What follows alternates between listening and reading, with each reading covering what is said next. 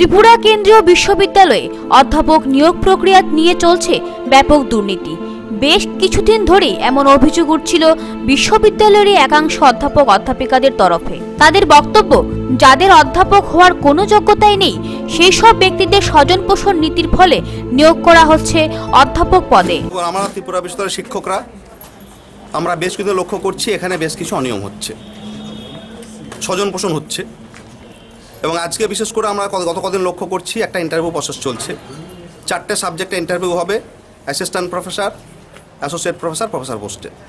আমাদের নজরে এসছে এইখানে বেশ কিছু পোস্টের ক্ষেত্রে এমন সব ক্যান্ডিডেটদের কল লেটার দেওয়া হয়েছে যাদের কোনো যোগ্যতা নেই, কোনো না কোনো ক্রাইটেরিয়া তারা ফুলফিল করছে না।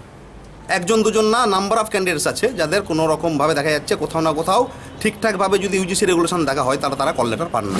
অধ্যাপক অধ্যাপিকাদের দাবি, দুর্নীতি রোধে নিয়োগ প্রক্রিয়া আপাতত স্থগিত রেখে বসানো হোক নিরপেক্ষ তদন্ত কমিটি। আর এই দাবিতে শুক্রবার উপাচার্য অঞ্জন কুমার ঘোষকে ঘেরাও করল অধ্যাপক অধ্যাপিকারা। তাদের বক্তব্য, যোগ্যতাবিহীন নিয়োগের ফলে শিক্ষার মান অনেকটাই হ্রাস পাবে বিশ্ববিদ্যালয়ে। এদিকে দীর্ঘক্ষণ উপাচার্যকে ঘেরাও করে রাখার পর অধ্যাপক অধ্যাপিকাদের দাবি মেনে নিয়ে স্থগিত করা হয় নিয়োগ প্রক্রিয়া, বসানো হয় নিরপেক্ষ তদন্ত কমিটিও। এখন দেখার নিরপেক্ষ তদন্ত কমিটি আদৌ কতটা নিরপেক্ষতা নিয়ে অগ্রসর হয়। Bureau report, news vanguard.